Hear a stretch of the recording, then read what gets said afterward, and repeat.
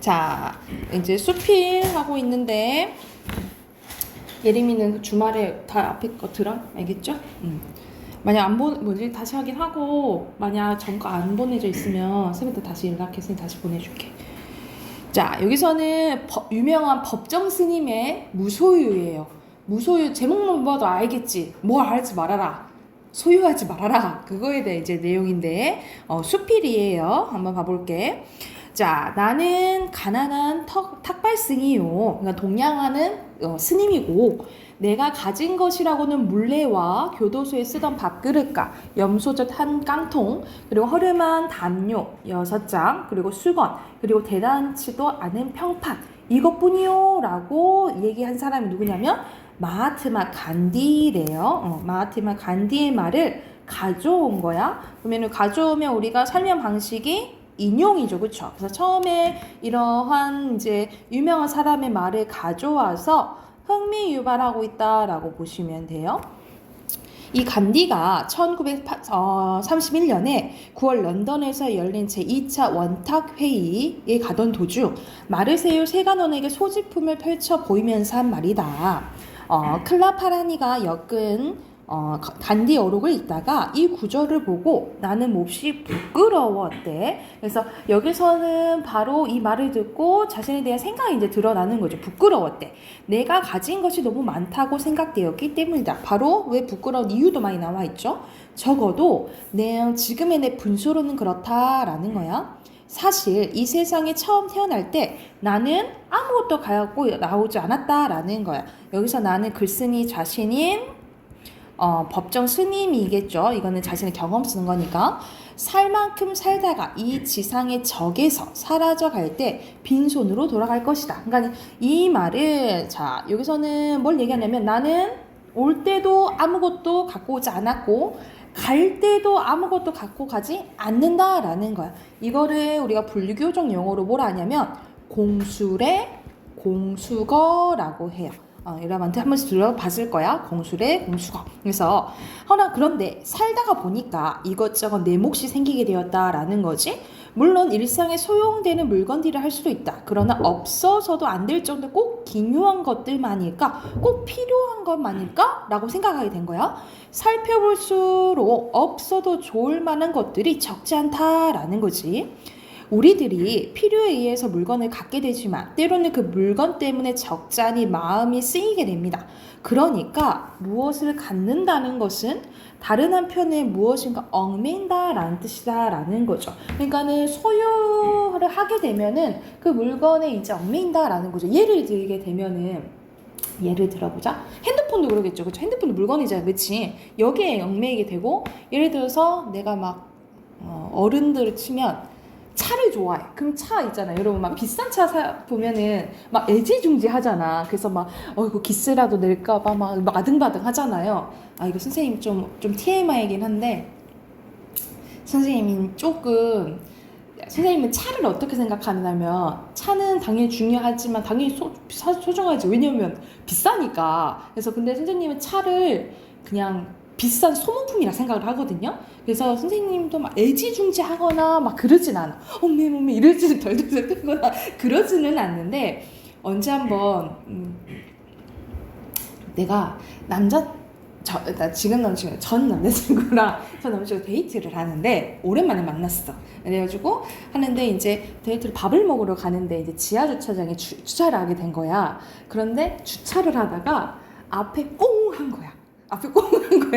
그래가지고 내려서 이제 보니까 조금 기스가 났어. 근데 그 사람이 그게 새 차였어. 근데 완전 새 차는 아니고 좀 몇 개월 된 새 차였는데 당연히 이제 애지중지 하겠지. 근데 이제 기스가 조금 났더라고. 근데 막 찌그러진 정도 아니고 기스였어. 내가 볼 때는 나중에 이렇게 조금 지워보고 막 이래도 되는데 엄청 이제 신경 쓰이는 거야. 그래갖고 이제 밥 먹으러 우선 갔어요. 밥 먹으러 이제 갔는데 밥 먹으면서도 자꾸 이제 신경 쓰여서 그 얘기를 자꾸 하는 거지. 근데 오랜만에 만나가지고 밥 먹는데 자꾸 그 얘기를 하니까 선생님 입장에서 너무 짜증이 나는 거야. 그래서 내가 그만 말하는 의미로 그럼 당장 지금 고치러 갈까? 그랬어. 내가 당장 고치러 갈까? 이렇게 하니까 아니 괜찮대. 근데 자꾸 이제 신경 쓰는 거지. 그러니까는 이게 너무 이제 물건이 주다 돼버리면 너무 거기에 이제 신경 쓰게 된다라는 거지, 그렇지? 그래서 선생님이 그 때문에 조금 실망한 경우가 있었어. 그 사람에 조금 실망한 경우가 있었어. 하여튼 이렇게 얽매이게 된다라는 거지. 필요에 따라 가졌던 것이 도리어 우리를 부자유롭게 얽매이다 할 때 우리가 주객이 전도돼요. 그러니까 주인이랑 손님이랑 반대가 된 거야. 오히려 예를 들어서 핸드폰이 주인이 되는 거지. 내가 아니라 우리는 가짐을 당하게 된다라는 거예요. 그러니까는 오히려 인간이 뭐를 해? 물건이 오히려 인간을 구속하게 만드는 거지, 그치? 이거는 이제 뭐라고 보면 되냐면 소유의 약간 역설이라고 보면 되겠죠. 오히려 내가 가지려고 했는데 내가 가짐을 당하게 된다라고 보시면 되겠죠. 그러므로 많이 갖고 있다라는 것은 흔히 자랑거리로 되어 있지만 그만큼 많이 얽혀 있다는 측면을 동시에 지니고 있다는 거예요. 나는 지난해 여름까지 이름이 있는 난초 두 분을 정성스레 정말 정성스레 길렀대요. 그래서 자신의 지금 이제 경험 이제 언급하기 시작하는 거야. 3년 전 거처를 지금의 다래원으로 옮겨왔을 때 어떤 스님이 우리 방으로 보내준 것인데 혼자 사는 거처라 살아있는 생물이하고는 나하고 그 애들 뿐이었다는 거야. 그 애들을 위해 관계서적을 구해다 읽었고 그 애들의 건강을 위해 하이포덱스인가 라는 비료를 이제 구해주기도 했대. 여름철이면 서늘한 그늘을 찾아 옮겨주기도 했고 그리고 겨울에는 그 애들을 위해 실내의 온도를 높이기도 했다는 거예요. 이런 정성을 일찍이 부모에게 바쳤더라면 아마 효자수를 듣고도 남았을 것이다. 그 정도로 정성을 막 다한 거야. 이렇게 애지중지 가꾼 보람으로 이름 봄이 은은한 향기와 함께 연두빛 꽃을 피워 나를 설레게 했고 그리고 잎은 초승달처럼 쥐귀법 쓰였네요. 항상 청청했대요.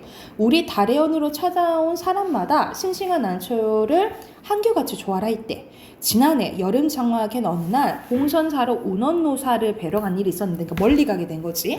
한낮이 되자 장마에 갇혔던 햇볕이 눈부시게 쏟아져 내리고 앞 개울물 소리에 어울려 숲속에서는 매미들이 있는 데로 목청을 돋았는데 아차! 그때 갑자기 생각이 난 거야. 난초를 뜰에 내놓고 온 거죠. 그래서 모처럼 보인 찬란 햇빛이 오히려 원망스러워졌대. 왜냐 햇빛을 받으면 이제 난초들이 막 힘들어하니까. 그러니까는 이렇게 좋았던 기분이 앞에서 이렇게 좋았던 기분이 어떻게 바뀐 거야? 이렇게 바뀌게 된 거죠, 그렇죠? 그래서 이 난초에 대해서 얽매이게 되니까 나의 기분도 좌지우지 돼버리는 거잖아요, 그치? 그래서 이렇게 괴로운 상태로 바뀌게 됐다. 좋았던 기분이 난초로 인해 괴로운 마음 상태로 바뀌게 됐다라고 보면 돼. 뜨거운 햇볕에 늘어져 있을 난초잎이 눈에 아른거려 더 지체할 수 없었다. 허둥지둥 그 길로 돌아왔대요. 아니나 다를까 잎은 축 늘어져 있었다. 안타까워 샘물을 길어다 축여주고 했더니 겨우 고개를 들었대요. 하지만 어딘지 생생한 기운이 빠져나간 것 같았대. 뒤에서 이어서 보자. 152쪽으로 가서.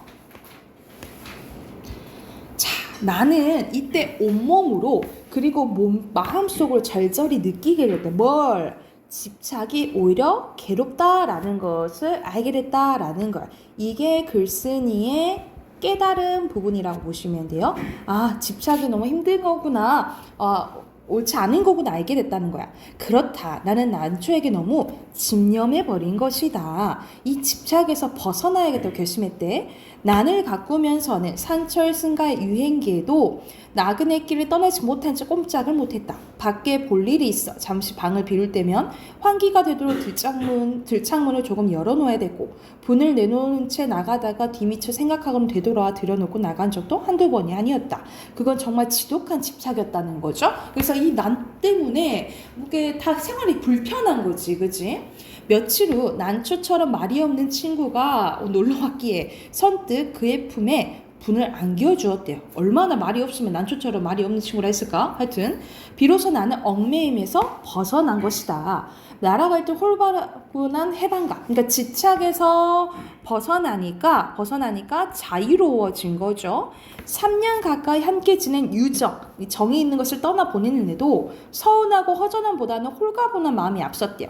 이때부터 나는 하루 한 가지씩 버려야겠다고 스스로 다짐을 했는데 난을 통해 무소유의 의미 같은 것을 터득하게 됐다라는 거죠. 그러니까 무소유의 의미란 이제 마지막에 나와요. 어떤 의미인지 봐볼게.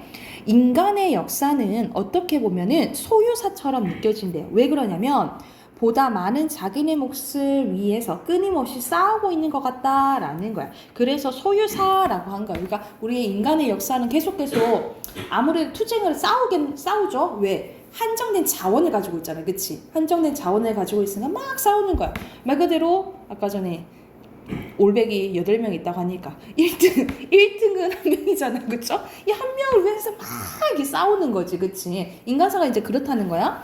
소유에게도 한정도 없고 효율도 없다. 그저 하나라도 더 많이 갖고자 하는 일념으로 출렁거리고 있대요. 물건만으로는 성에 차질 않아 사람까지 소유하려 든다는 거죠. 그렇지. 이게 더 위험한 거지. 차라리 물건이면 다행인데 사람한테 더 이제 하고 진짜 심각하면은 우리가 막 그러잖아요. 막 스토커도 하고 막 이러잖아. 그치? 이런 거는 이제 정신적으로 건강하지 않은 거지. 그치? 그래서 그 사람이 제 뜻대로 되지 않을 경우 끔찍한 비극도 불사하면서 제정신도 갖지 못한 처지의 남을 가지려 하는 것이다. 이런 문제점이 생긴다라는 거야. 소유욕은 이해와 정비례 하는데 말 그대로 이해의 마음이 터지면 당연히 소유욕도 커지고 만약 이해를 따지는 마음이 내가 더 많이 가졌어. 내가 더 적게 가졌어. 이런 마음이 적어지면 당연히 소유욕도 적어진다. 이 말인 거야. 그것은 개인뿐만 아니라 국가 간의 관계도 마찬가지다. 어제 맹방들이 그러니까는 뭐 동맹국들이 오늘에도 맞서게 되는가 하면 서로 으르렁대던 나라끼리 친선 사절을 교환한 사례는 얼마든지 우리가 보고 있다는 거지. 이것은 오로지 소유의 바탕을 둔 이해관계 때문이다. 만약 인간의 역사가 소유사에서 무소유사로 그 방향을 바꾼다면 어떻게 될까? 아마 싸운 일은 거의 없을 것이다. 주지 못해 싸운다는 말은 듣지 못했다라는 거죠. 간디는 또 이런 말을 하고 있대. 간디의 말을 또 인용했네요. 그렇죠? 뭐라 인용했냐면 내게는 소유가 범죄처럼 생각이 된대. 왜 그러냐면 내가 가지게 되면 남이 못 가지잖아. 그러니까는 간디가 생각했을 때는 내가 갖는 거는 남의 것을 거의 빼앗은 것처럼 느껴진다 이 말이에요. 그래서 이 범죄처럼 생각해야 된다라는 것은 다른 사람이 내가 소유하게 되면 다른 사람이 갖지 못하니까 범죄처럼 생각된다라고 한 거예요. 그래서 그가 무엇인가를 갖는다면 같은 물건을 갖고자 하는 사람들이 똑같이 가질 수 있을 때 그럼 그때 나도 갖겠다라고 한 거야. 그러나 그것은 거의 불가능한 일이므로 자기 소유에 대해서 범죄처럼 자책하지 않을 수 없다는 것이다.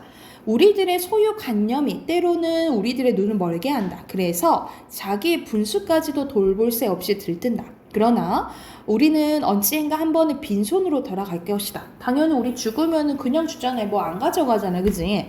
네 이 육신마저 버리고 홀로리 떠나갈 것이다. 하고 많은 물량일지라도 우리는 어떻게 하지 못할 것이다. 크게 버리는 사람만이 크게 얻을 수 있대. 이거는 딱 봐도 무슨 법이에요? 역설법이죠? 크게 버리는 사람만이 크게 얻을 수 있다라고 얘기하네.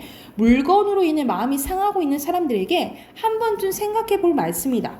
아무것도 가지지 않을 때 비로소 온 세상을 갖게 된다라는 거야. 이것도 무슨 법? 이것도 역설법이죠. 아무것도 갖지 않을 때 오히려 더 편해질 거다. 그래서 온 세상을 갖는다라고 표현한 거야.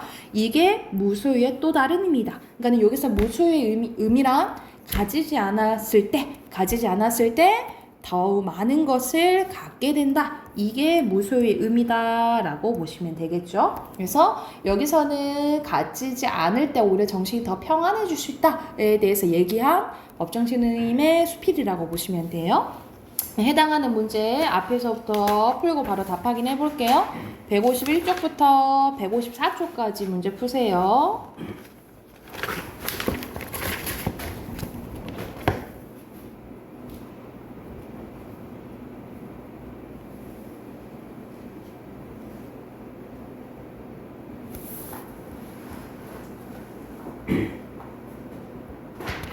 다 했나요? 자, 1번부터 확인해 봅시다. 여기서 1번에서 기억의 간디의 말을 인용한 이유는 그 자기에 대한 이제 소유에 대해서 부끄러움을 느끼기 위해서 그걸 이제 드러내기 위한 거죠. 그래서 1번, 5번이고요. 2번에는 유명한 이강백의 결혼이라는 이제 희곡이거든요. 그래서 여러분 이제 나중에 고등 가게 되면은 이 이강백의 작품들을 잘 봐야 돼. 이강백 보통 희곡하면은 이강백의 작품이 다 자주 나와요. 그래서 여기서는 남자가 뭐라고 얘기를 하는 거야? 다 우리가 가지고 있는 것은 빌린 거다라고 얘기를 하죠. 그러니까는 소유욕에 대해서 진짜 진정한 어떤 물건이든지 내게 아니다라는 맥락인 거야. 그러면은 법정 스님이랑 거의 비슷한 맥락의 소유욕을 갖고 있는 거죠. 그거에 대한 생각 갖고 있는 거지. 그래서 알맞지 않은 것은 3번이겠죠. 뭐 다른 상관 나눠야 되는 여유 이거는 언급 안 돼 있죠. 둘 다 해당하는 내용이 아니라고 생각하시면 돼요. 2번에 3번이고요. 그다음 그래서 3번에 글쓴이의 생각과 일치하지 않은 것은 5번이죠. 싸울 일이 없겠지, 그치?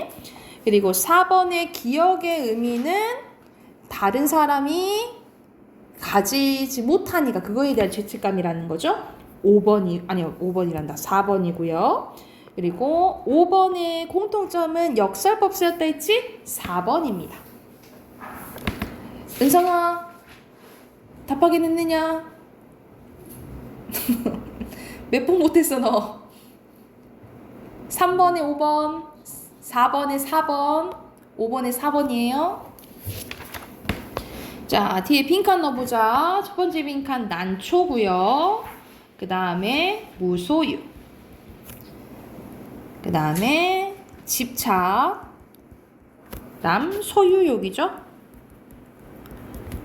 그리고 마지막에 소유사가 아니라 무소유사로 가야 된다라고 보시면 되겠죠. 마지막 빈칸 무소유사예요. 이렇게 여기까지 하고 비문학 꺼내세요.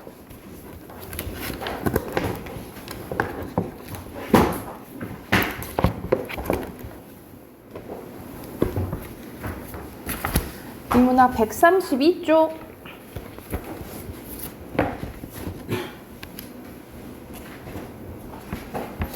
자, 132쪽부터 문제 풀 시간 줄게요. 132쪽부터 139쪽까지 문제 쭉 푸세요. 쭉 풀고 답 확인할게요.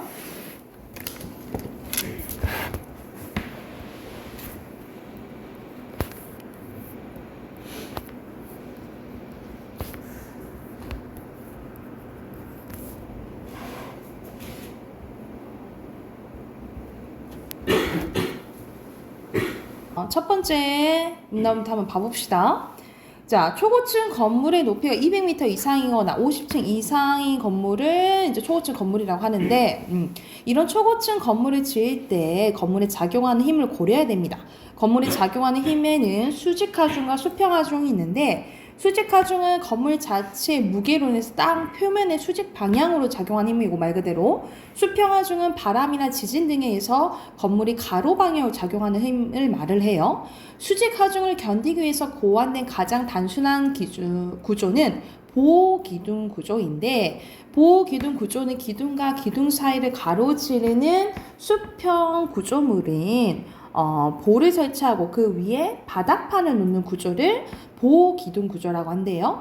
보호기둥 구조에서는 설치된 보의 두께만큼 건물의 한 층당 높이가 높아지지만 바닥판에 작용하는 하중이 기둥에 집중되지 않고 보에 의해서 분산되기 때문에 이 수직하중을 잘 견딜 수 있는 게 보호기둥 구조라는 거야.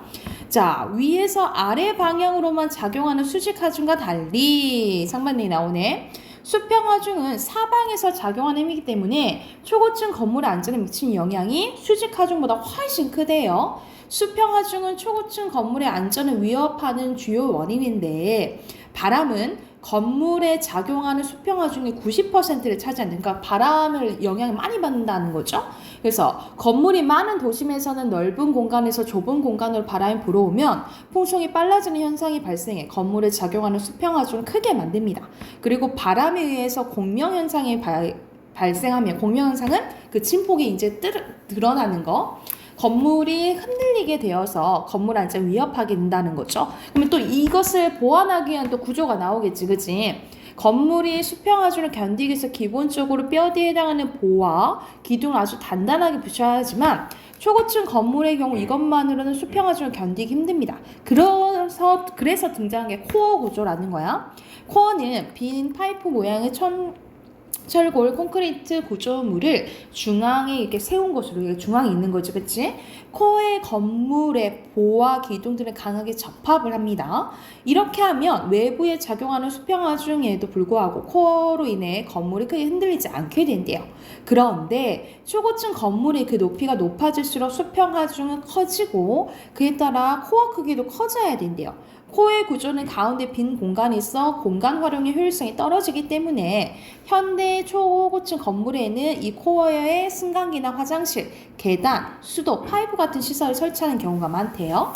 그런데 초고층 건물의 높이가 점점 높아지면서 코어 구조만으로 또 부족한 거야. 그래서 또 아웃리거 벨트 트러스 구조라는 게 코어 구조를 보완한대요. 아웃리거 벨트 트러스 구조에서 벨트 트러스는 철골을 사용하여 건물의 외부 기둥들을 삼각형 구조의 트러스로 짜서 벨트처럼 둘러싼 것으로 수평하중을 지탱해주는 역할을 하고, 삼각형 구조의 트러스로 외부 기둥들을 연결하면 외부에서 작용하는 힘이 철골 접합부를 통해 전체적으로 분산되기 때문에 코어에 힘이 가해지는 걸 예방할 수 있대요. 이 역할을 하는 게 벨트 트러스라고 보면 되겠지, 그치? 그리고 아웃리거는 콘크리트를 사용해서 건물 외벽에 설치된 벨트 트러스를 내부 코어와 견고하게 연결한 것으로, 아웃리거와 벨트 트러스는 필요에 따라 건물 중간중간 여러 개 설치할 수 있대요. 그런데 아웃리거는 건물 내부에 가로세울 수밖에 없는 효율적인 공간 구성에 방해가 된대. 그래서 이런 단점을 또 극복하기 위해서 아웃리거가 설치된 거는 이제 층과 층 사이 또는 위층과 바닥, 아래층 천장 사이에 설치하는 게 아웃리거라고 보시면 되겠죠. 그러면 거의 이런 것들은 내용 일치 문제에 나온 경우들이 많아요. 그리고 이제 무엇이 어떤 역할을 하는지 그걸 잘 구별해야겠지.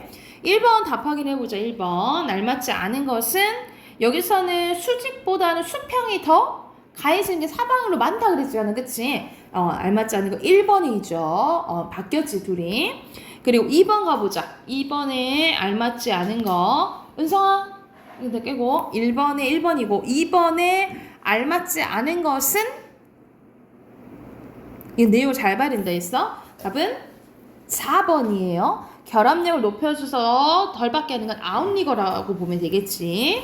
그래서가 아니고. 그리고 3번에 어휘 문제도 가끔씩 이렇게 나와요. 모의고사 할 때도 마찬가지야. 이렇게 지문에서 한자로 된 단어들의 뜻을 묻는 경우가 많거든요. 알맞지 않은 것은 4번이 되겠죠. 지탱은 오래 버티거나 배겨내는 것을 의미하겠죠. 뭐 예를 들어서 그대로 보존하는 것은 뭐 유지, 뭐 이런 게 되겠지, 그치? 잘못됐고. 자, 뒤에 넘겨서 134쪽 가서 빈칸 채울게요. 빈칸, 첫 번째 빈칸 200m. 그리고 이 문단에 들어갈 거 보기둥 구조죠. 그 다음에 바닥판, 수직, 하중. 3문단에 바람, 4문단에 파이프, 그리고 5문단에 철골, 그리고 수평하중, 마지막에 코어가 되겠어요. 그리고 수직하중에 들어가 빈칸 수직, 보기둥, 그리고 수평하중에 들어갈 거 가로, 코어예요.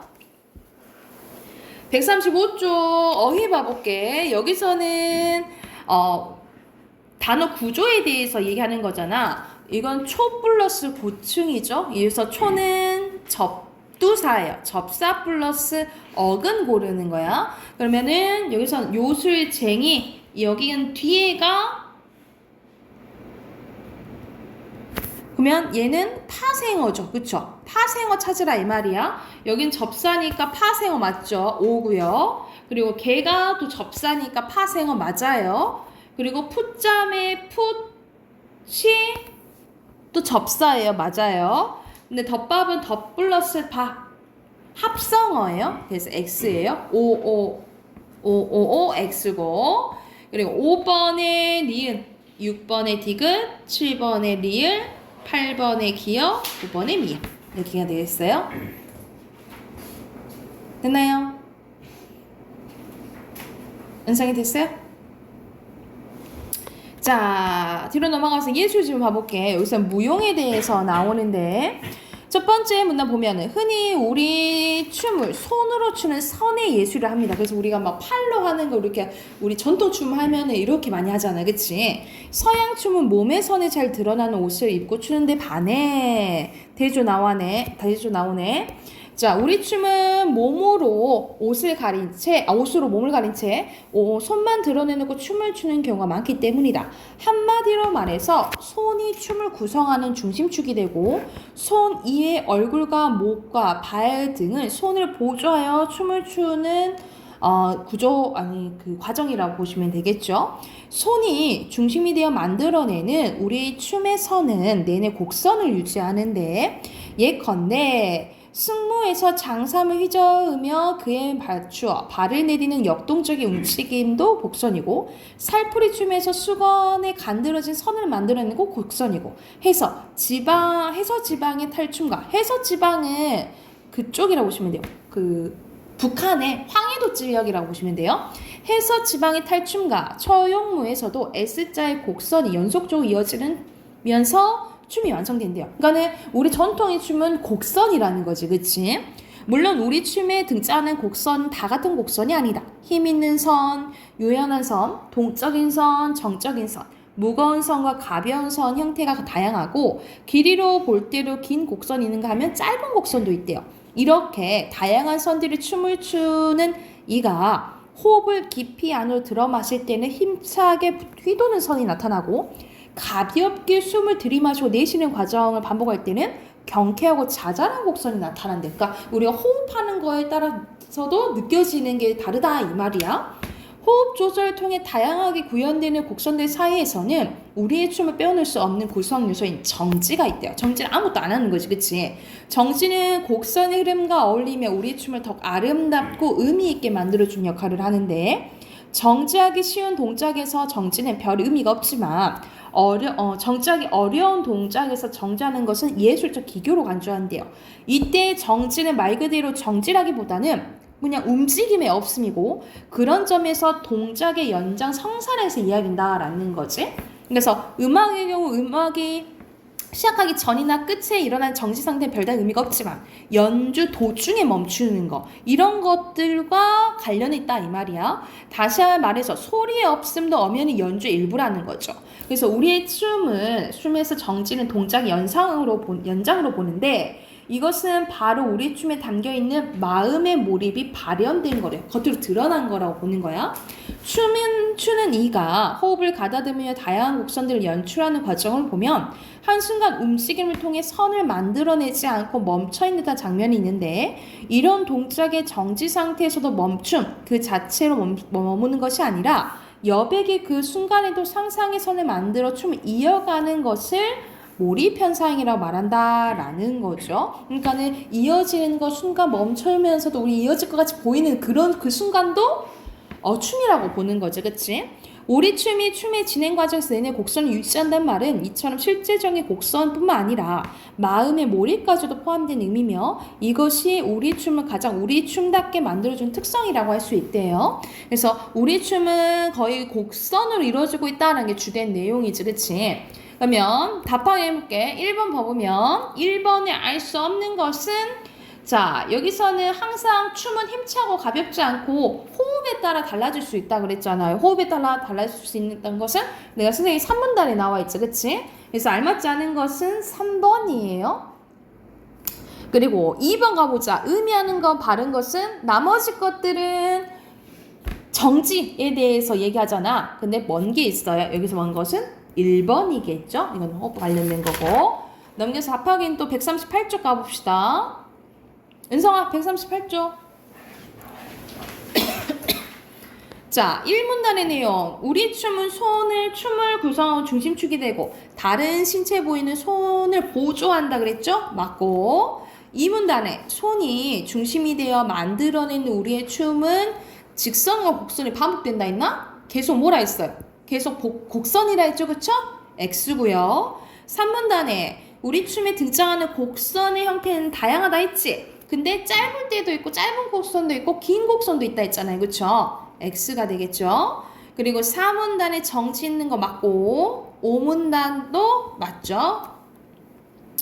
자, 서양 춤가들 우리 춤을 손으로 추는 선의 예술을 하는 이유는 이게 어느 문단에 있냐면 첫 번째 문단에 있어요. 그래서 어디 부분 쓰면 되냐면 첫 번째 줄의 두 번째 문장 서양 춤은 여기 부분 쓰면 돼요. 서양 춤은 몸의 선이 잘 드러나는 옷을 추는데 반해서 우리 춤은 옷으로 몸을 가린 채 손만 드러내고 추는 경우가 많기 때문이다. 이 부분 그대로 쓰시면 돼요.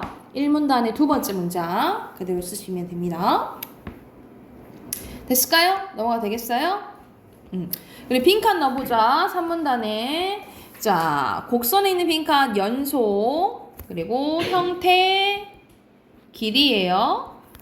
그리고 정지에 들어갈 빈칸 은성아 손 빼고 손 빼고 자 예술적 기교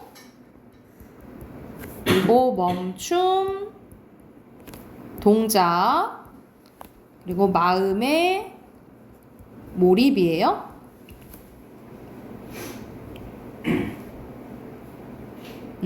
됐으면 어휘에 가볼게. 어휘 순서대로 1번에 가다듬다 2번에 자잘하다 3번에 휘돌다 4번에 간드러지다 그리고 순서대로 이렇게 연결하시면 되겠죠? 됐을까요? 그러면 제가 숙제 내줄게. 다음 주 화요일 오니까 하나만 풀어 오세요. 143쪽까지 숙제 143쪽까지 숙제로 해오시고 자 문법 프린트 꺼내 볼게요.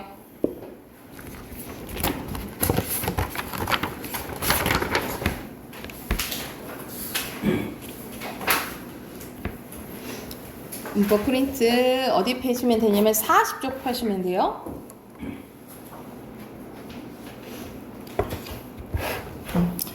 자 40쪽 가봅시다.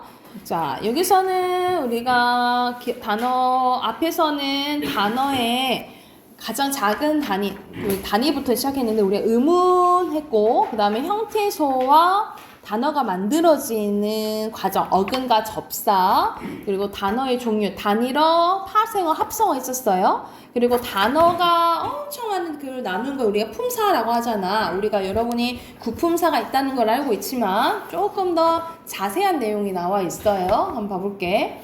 자, 품사는 말 그대로 단어가 엄청 많은데 일정 기준에 따라서 나눈 갈래라고 보면 돼. 그래서 공통된 성질을 가진 단어들을 모아 갈래로 지어놓은 곳으로 그러면 나누는 기준이 있어야겠죠? 그 기준이 형태, 기능, 의미 세 가지라고 보시면 되겠죠. 형태가 변하느냐 안 변하느냐 그리고 어떤 역할을 하느냐 그리고 어떤 의미를 가지고 있느냐에 따라서 나뉘어진다라고 생각을 하시면 돼요. 그래서 형태로 나뉘었을 때는 2가지 기능으로 나눴을 때는 5가지 의미로 나눴을 때 여러분이 알고 있는 구품사가 되겠죠. 그렇죠? 그래서 자 형태가 만약 문장에서 형태가 변하면 가변화 변하지 않으면 불변화가 되겠죠. 그렇죠? 그리고 기능으로 봤을 때는 보통 문장에서 가장 중요한 주목보 역할을 하거나 하는 것을 체언이라고 하고 우리 몸체자가 가장 중요한 거죠. 거기에는 명사, 대명사, 수사가 있는 거고 그 다음 다른 말을 꾸며주는 게 수식어이죠. 수식어에는 체언을 꾸며주는 관형사 체언 이외의 모든 걸 꾸며주는 부사가 있다라고 생각하시면 되겠죠.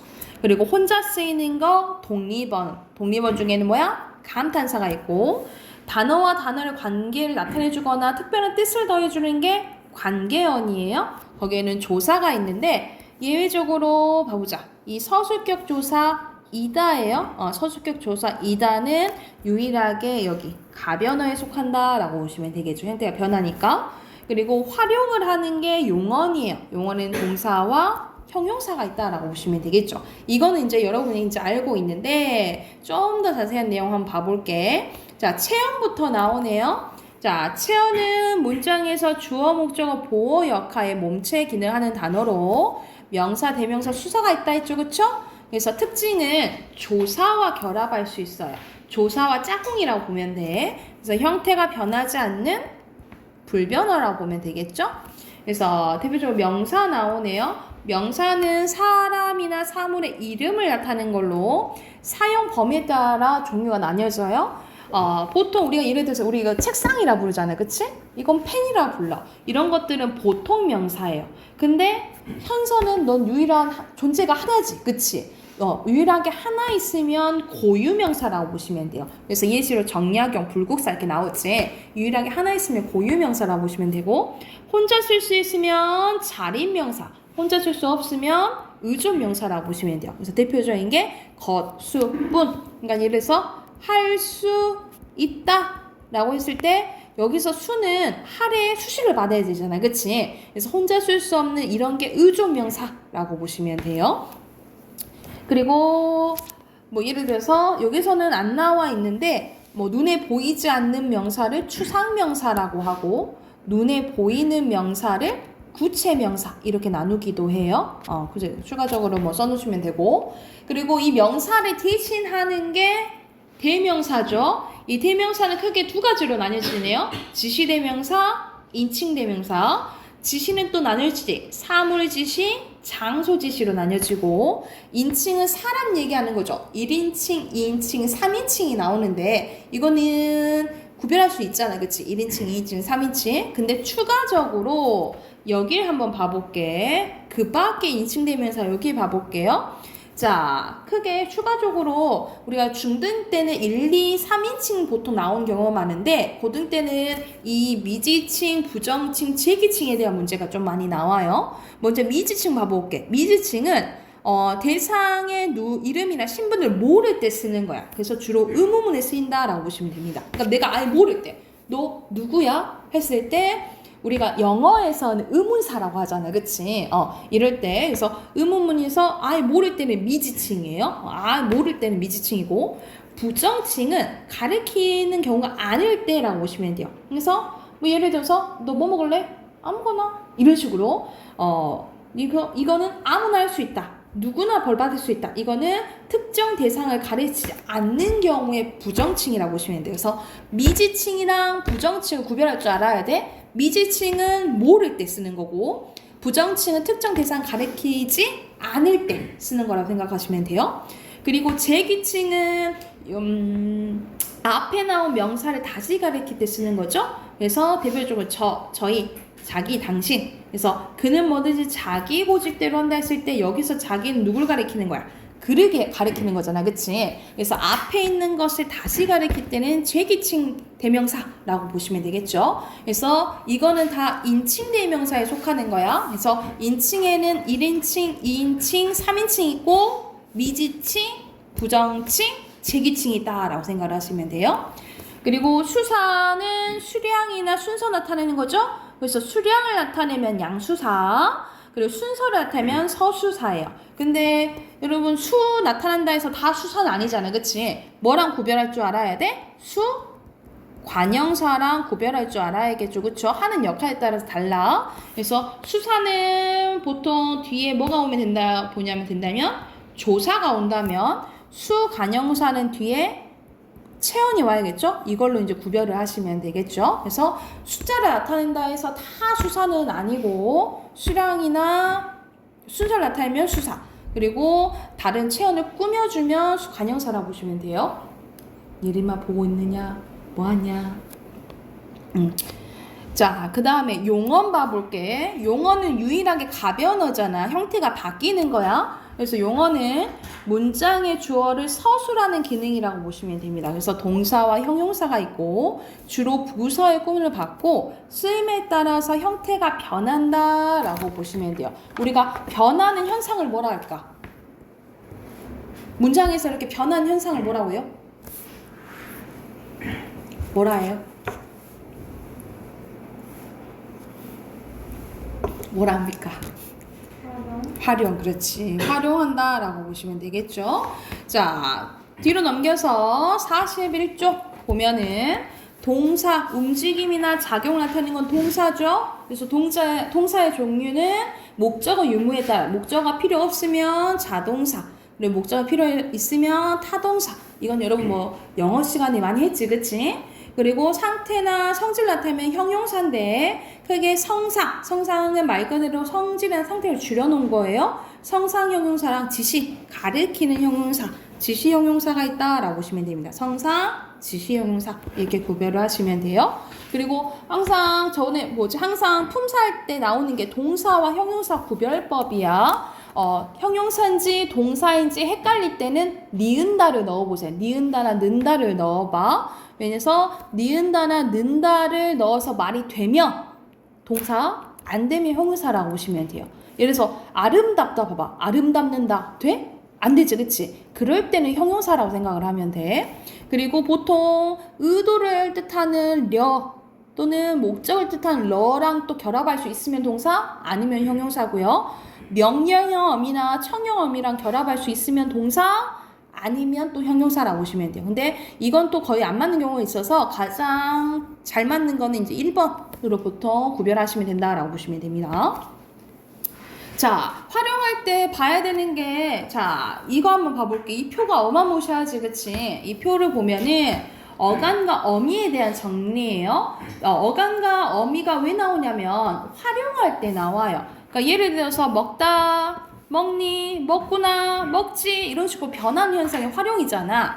근데 이 활용할 때 안 변하는 부분이 간이고 이렇게 뒤에 변하는 부분이 미예요. 근데 이 어미가 종류가 엄청 이렇게 많지, 그치? 이게 정리되는 게 어미인데, 자, 잘 보자. 어미는 크게 두 가지로 나뉘어져요.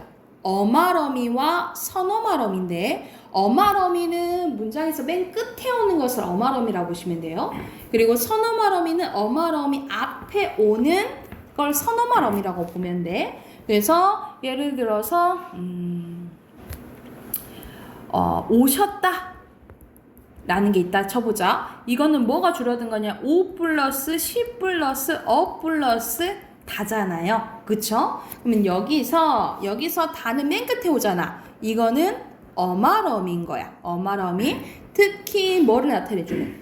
종결을 나타내주는 평서형에 다가왔다 라고 보시면 돼요. 그쵸? 그러면 이거는 어말어미 중에 어떤 어말어미인 거야? 종결어미인 거예요. 어말어미를 종결어미. 근데 여기서 봐보자. 은 어말어미 앞에 왔지, 그치? 그러면 얘는 선어말어미인 거야. 근데 우리 은 뭘 나타내죠? 과거를 나타내주지, 그치? 그래서 여기서는 선어말어미 중에 시제 중에 과거를 내주는 어시 쓰였다라고 보면 돼. 그리고 시 보이죠? 시는 시가 들어오면 왔다가 아니고 오셨다잖아. 높임에 들어가는 주체 높임에 이것도 선어말어미인 거야. 그래서 선어말어미인데 주체 높임에 시가 들어갔다라고 보시면 돼요. 그러니까 이런 식으로 자 어말어미 앞에 오는 게 뭐라고? 선어말어미라고 보면 돼. 선어말어미라고 생각하시면 돼요. 그래서 자 대표적으로 이렇게 얘기를 해준 거고, 자 어말어미의 종류 봐볼게. 어말어미는 크게 세 가지가 있어요. 종결어미, 연결어미, 전성어미가 있어. 그래서 종결어미는 문장의 맨 끝에 오는 거라고 생각하면 돼서 이 어말어미, 종결어미에 따라서 문장의 종류가 선택된다라고 보시면 돼요. 그래서 평서문, 의문문, 감탄문, 명령문, 청유문이 되는 거야. 이것들이 오면은. 그리고 연결어미는 언제 쓰이냐면 우리 그거 배웠지? 이어진 문장 배웠잖아요. 그쵸? 이어진 문장에서 나오는 게 이 연결어미라고 보시면 돼요. 그래서 이것들이 쓰면 대등하게 이어진 연결어미, 대등하게 이어진 문장. 그리고 이 어미들이 쓰이면 종속적으로 이어진 문장이 되는 거야. 그리고 전성어미 봐볼게. 전성어미는 말 그대로 성질을 바꿔주는 거예요. 그래서 연결어미는 이어진 문장에 나온다면 전성어미는 아는 문장에 나온 거다라고 보시면 돼요. 그래서 전성어미는 일시적으로 성질을 바꿔주는 거야. 그래서 일시적으로 명사를 만들어주는 거야. 그가 뛰어남 이런 식으로. 그리고 일시적으로 관형사를 만들어줘요. 아름다운 이런 식으로. 그리고 일시적으로 부사를 만들어주는 거예요. 아름답게 이런 식으로. 그러니까 원래는 뛰어나다 형용사잖아요. 그쵸? 그리고 아름다운 또 형용사잖아. 아름답다는 형용사지, 그치? 근데 일시적으로 명사, 일시적으로 관형사, 일시적으로 부사를 만들어준 어미가 전성어미라고 보시면 돼요. 그래서 어말어미 중에 전성어미가 있다라고 보시면 되고요. 선어말어미에는 주체 높이, 선어말어미 시, 공손을 나타내는 오, 그리고 시제를 나타내는 게 있다라고 생각을 하시면 돼요. 그래서 이 전체적으로 구별하면 돼. 다시 한번 어말어미에는 뭐가 있다? 종결어미, 연결어미, 전성어미가 있고, 그리고 선어말어미에는 뭐가 있어? 주체 높임, 공손, 그리고 시제가 있다라고 생각을 하시면 되겠죠? 그리고 여기서는 좀 외울 게 많아요. 봐보자. 이거는 이제 계속 고등학교 때 나오는 부분인데 이 부분이 어렵게 나오면은 되게 틀리는 경우가 많아요. 그래서 지금은 당장 외울 필요는 없지만 많이 익숙하게 접해야 돼. 봐볼게. 자, 용언의 활용에는 규칙 활용과 불규칙 활용으로 나뉘는데, 규칙 활용은 말 그대로 모든 단어에 적용되고 설명할 수 있으면 규칙이라 봐요. 아니면 예외가 생기면 불규칙이라 보는 거야. 예를 들어서 봐보자. 자, 먹다, 먹고, 이거는 변하는 게 없지. 그치? 그러면 그냥 규칙 활용인 거예요. 근데 바뀌는 경우가 있는데 모든 단어에 적용이 되면 규칙이라 보는 거야. 그러니까는 리을이 있는 어간이 뒤에 어미와 합쳐졌을 때 이런 식으로 리을이 다 탈락하면 리을 탈락인 거예요. 그리고 여기서는 으 탈락 이렇게 나오죠. 그치? 이거는 모든 단어의 환경에서 적용되면 규칙 활용이라고 봐요. 근데 항상 예외가 생기지. 예외가 생기는 건 불규칙 활용이라고 봅니다. 그래서 불규칙 활용 보면은 자, 시옷이 모음 앞에서 탈락하는 경우가 있어요. 그래서 이게 시옷 불규칙이야. 그래서 지서가 이렇게 되는 게 아니라 지역 이렇게 되는 거지. 그러면 다른 단어도 있는지를 봐야겠죠. 그쵸? 그래서 시옷 불규칙에 해당되는 거 그따, 있다 이렇게 되는 거죠. 그쵸? 근데 모든 단어가 그렇게 돼야 되는데 모든 단어가 그렇지는 않는다는 거야. 않는다는 거지. 그래서 대표적인 다른 게 뭐가 있을까? 예를 들어서 빗다 있잖아요. 또 환경은 똑같잖아. 그치? 근데 이거는 어떻게 돼? 비어 이렇게 돼? 비서 이렇게 되죠. 그쵸? 이런 식으로 얘도 똑같이 바뀌면 규칙 활용이 되겠지. 그치? 근데 아닌 경우가 발생하는 거잖아요. 그치? 이럴 때는 불규칙이라고 보시면 돼요. 그래서 시옷이 모음 어미 앞에서 탈락하는 게 시옷 불규칙. 그리고 디귿 불규칙 봐보자. 디귿은 오히려 리을로 바뀌는 경우예요. 그래서 걷어가 아니라 걸어. 우리 기본형이 걷다잖아. 그치? 근데 어미가 붙으면 걸어. 리을로 바뀌는 게 디귿 불규칙이고요. 그리고 비읍 불규칙은 비읍이 모음 어미 앞에서 오로 바뀌는 거야. 그래서 기본형이 죽다인데 주어 이렇게 바뀌는 거죠. 이게 비읍 불규칙이야. 그러니까는 예시를 기억하고 계셔야 돼. 대표적인 예시를 기억하고 있어야 돼. 그리고 르 불규칙 봐보자. 르는 봐보자. 기본이 흐르다잖아요. 근데 흐르어가 아니고 어떻게 돼버려? 줄여서 흘러 이렇게 돼버리지. 그치? 그래서 리을로 바뀌는 경우가 르 불규칙이고요. 그리고 우 불규칙이 있는데 얘는 기본형이 푸다가 대표적인 예시예요. 푸어가 안 되고 푸어 그래서 우가 탈락된다라고 보시면 됩니다. 이 예시가. 그래서 어간이 바뀌는 경우 크게 5가지가 있는 거야. 시옷 불규칙, 디귿 불규칙, 비읍 불규칙, 르 불규칙, 우 불규칙 이렇게 있고요. 그리고 어미가 바뀌는 경우 봐보자. 여 불규칙이 있는데 기본적인 게 하다입니다. 우리가 하 플러스 어는 하어라고 안 하잖아. 그치? 하여 이렇게 되겠죠. 그쵸? 여로 바뀌어서 여 불규칙으로 봐요. 그리고 러 불규칙은 유일하게 푸르어가 아니고 어떻게 돼? 푸르러가 되지. 그치? 그래서 어가 러로 바뀌어서 러 불규칙이라 불러요. 러 불규칙. 그리고 너라 불규칙은 우리가 명령형이 어라잖아. 그치? 근데 오어라가 안 되고 뭐 어떻게 돼? 오너라죠. 그쵸? 이런 식으로 너라로 바뀌어서 너라 불규칙이 됩니다. 그래서 이거는 바뀌는 것을 불규칙으로 말을 붙였어요. 순서대로 여 불규칙, 그리고 러 불규칙, 너라 불규칙이라고 보시면 되고 유일하게 어간과 어미가 다 바뀌는 경우가 있어. 히읗입니다. 그래서 히읗이 탈락하면서 어미도 바뀌어요. 그래서 파랗, 이거는 어떻게 돼버려요? 완전 달라져서 파래 이렇게 되는 거지, 그치? 그리고 빨개 이렇게도 변하고, 그쵸? 이런 식으로 빨갛다잖아, 기본형이. 근데 빨개 이런 식으로 바뀌지? 이런 게 히읗 불규칙이라고 보시면 됩니다. 그래서 불규칙 활용 용어는 잘 봐야 돼. 그게 이것도 구별해야 돼요. 어간만 바뀌는 거, 어미만 바뀌는 거, 둘 다 바뀌는 거. 그래서 어미만 바뀌는 것은 시옷, 디귿, 비읍, 르, 우 이렇게 외우시면 되고, 어미는 뒤잖아, 그치? 뒤가 바뀌는 건 여, 그리고 너, 러, 그리고 너라 이렇게 생각하시면 되겠죠? 그리고 다 바뀌는 것은 유일하게 히읗 불규칙 이렇게 있다라고 생각을 하면 돼. 그래서 여기서 활용해서 가장 어려운 부분이라고 생각을 하면 돼요. 뒤에서 적용하는 문제 한번 풀어보게. 그 다음에 거의 다 했다.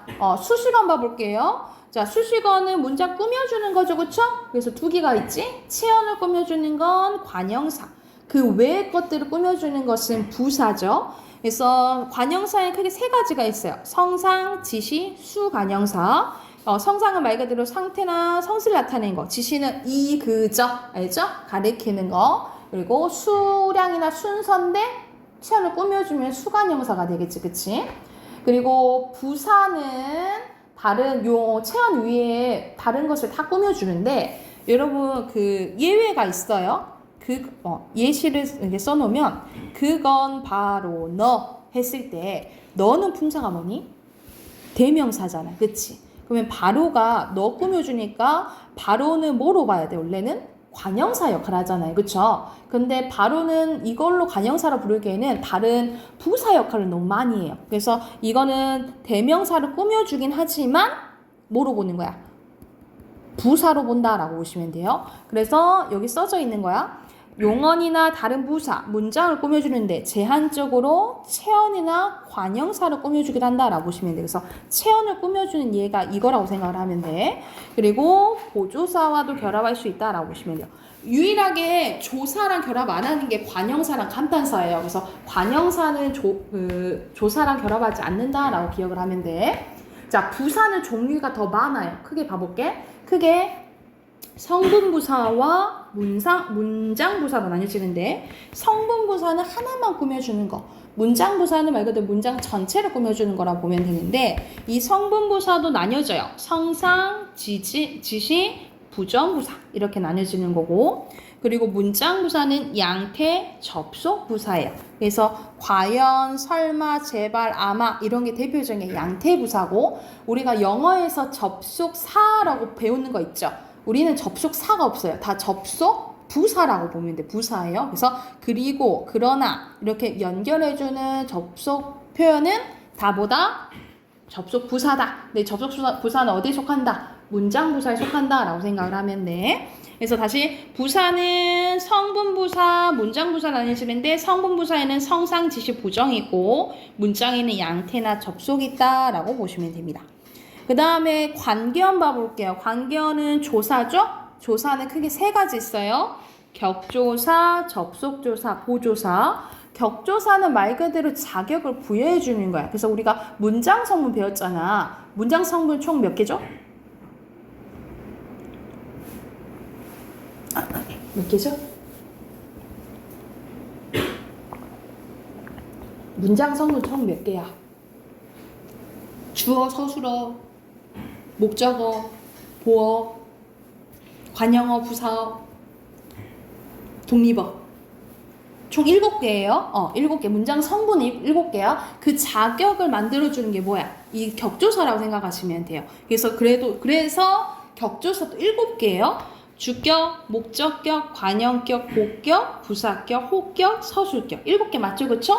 이 자격을 부여해주는 게 격조사라고 보시면 되고, 접속사는 두 단어를 같은 자격으로 이어주는 거라고 보시면 돼요. 봐봐. 우리는 자유와 평등의 실현 위해 싸워왔대. 자유와 평등의가 실현을 꾸며주는 관형어 역할을 하죠. 그치? 그래서 이 관형어 역할을 이어주는 게 이 와잖아요. 똑같이 관형어 역할 하도록 이어주는 거야. 그리고 나는 영희와 철수를 똑같은 목적어로 연결해주는 게 목적으로 만들어주는 게 랑이라고 보시면 돼요. 그래서 같은 자격으로 이어주는 게 접속조사라고 보시면 돼요. 그리고 보조사는 특별한 뜻을 더해주는 거죠. 그래서 대표적인 예시들이 여기 나와 있다라고 보시면 돼요. 이건 추가적으로 보시면 되고, 마지막에 독립원 봐볼게. 독립원은 혼자 쓰이는 거죠. 그래서 감탄사로 감정의지, 무의미의 감탄사가 있다는 보통 뭐 부름, 대답, 감정을 나타내는 거 이런 것들이 다 감탄사라고 생각하면 돼. 그래서 선생님이 후다닥 빨리 하긴 했는데 이거에 대한 문제를 선생님이 숙제로 내줄게요. 문제 풀어 오게. 어디서부터 푸시면 되냐면 46쪽에 12번부터 있죠. 46쪽에 12번부터 49쪽에 22번까지 풀어오시면 돼요. 49쪽에 22번까지 체크. 22번까지. 여기까지 숙제를 해오게요. 그래서 다음 주부터 어휘 보잖아요. 시험 봐야 되구나. 시험 저번 주에 봤구나. 19, 20대 외우시면 돼요. 19, 20대. 그래서 바로 와서 단어 보게요. 숙제 오늘 비문학이랑 문법 해오시면 돼요.